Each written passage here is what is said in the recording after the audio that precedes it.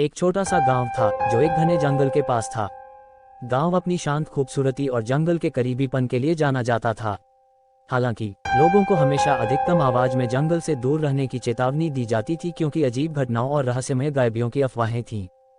एक शाम एक युवा मित्र मंडल ने चेतावनियों के बावजूद जंगल में विश्राम करने का फैसला किया। जैसे ही वे घने जंगल के माध्यम से अपने रास्ते बनाते थे, उन्हें जेल मिला जो जंगल में छुपा हुआ था।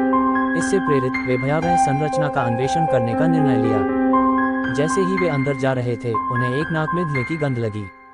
दीवारों पर जाल बिछे थे और फर्श अतिक्रमण से भरा हुआ था। वे जेल के भीतर आगे बढ़ते गए, तभी उन्हें सेलों से अजीब आवाजें सुनाई दी। लग रहा था कि कोई मदद के लिए रो रहा है।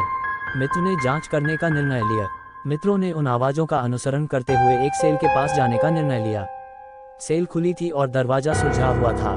जैसे ही वे सेल के पास पहुंचे, उन्हें दिखाई देने लगे अजीब रूपों और अद्भुत आभासों से भरा हुआ है। यह उन्हें डरावना लगने लगा, लेकिन वे भयभीत नहीं थे और सेल के अंदर देखने के लिए प्रबल उत्साह से उतार चढ़ाए। जैसे ही वे सेल के पास पहुंचे, उन्हें आवाज सुनाई दी, मुझे छोड़ दो, मुझे यहाँ से निकल जाने दो। वे सेल के अंदर देखने के लिए एक लाल स्विच ढूंढने लगे और जैसे ही वे उसे ढूंढ रहे थे, उन्हें अचानक शोर आया। शोर ऐसा था जैसे कोई बहुत ही बड़ा शोर मचा रहा हो। उन्हें लगा कि कोई उनसे खिलवाड़ कर रहा है, लेकिन अचानक शोर बंद हो गया। वे आवाज सुनाई देने वाले स्थान पर वापस आ गए, लेकिन वहां कुछ नहीं मिला। वे अपने मित्र के पास वापस जाने के लिए वे उलझन में थे कि क्या वाकई उन्हें कुछ नहीं दिखाई दे रहा था या वे सिर्फ अपनी मनोभावना से डर रहे थे।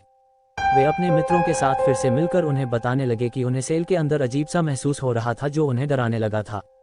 मित्रों ने उनसे पूछा कि क्या उन्हें कुछ समझ में आ रहा है। वे बताया कि यह जेल एक समय में एक स्थान से दूसरे स्थान पर ले जाने के लिए इस्तेमाल किया जाता था और यह जेल एक ऐसी जगह थी जहां अपराधियों की सुनी जाती थी।